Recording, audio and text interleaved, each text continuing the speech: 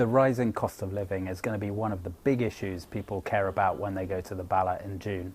We did a poll of people across Europe, and 2/3 of them said that tackling rising prices needs to be a priority for the EU. You've got energy prices rising by 40%. 1 in 3 Europeans have said they wouldn't be able to pay for an unexpected bill. They're really feeling the pinch. So when the EU thinks about its energy policy, its climate change policy, they're really going to have to think about how that's going to impact on people's pockets.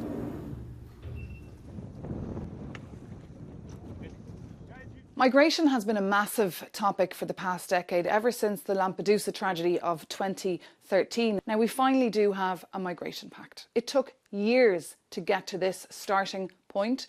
It's perfectly imperfect. Nobody likes it. For the left, it's too right. For the right, it's too left. But it's a starting point. And of course, the next mandate will be very much occupied by looking into how member states transpose that into law and how it works then on the ground. We need migration. We need managed migration. Europe is getting very old, very fast. And many would point out to the Ukrainian case that we can very much manage asylum seekers, those who are in need of protection.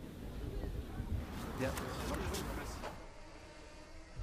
Well, defence will be certainly one of those issues that will be front and centre of the mandate of the next Commission and the next European Parliament, not least because of the full-scale Russian invasion of Ukraine.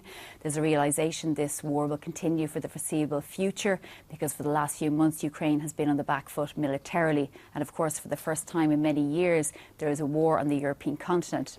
But there's also an acknowledgement that Ukraine may not be the only conflict the world will be facing in the coming years, and the EU and Europe feels it needs to stand on its own 2 feet when it comes to its defence and security and not always rely on the United States.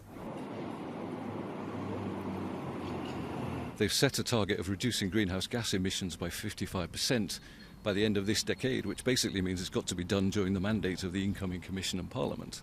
It's an enormous task, and it's going to be made even bigger when they adopt a new climate target. Going into the election, we have right-wing parties who are basically going on a platform of supporting the farmers, putting a halt to all this Green Deal. So, yes, the momentum is definitely there. Whether it continues after the election is another question.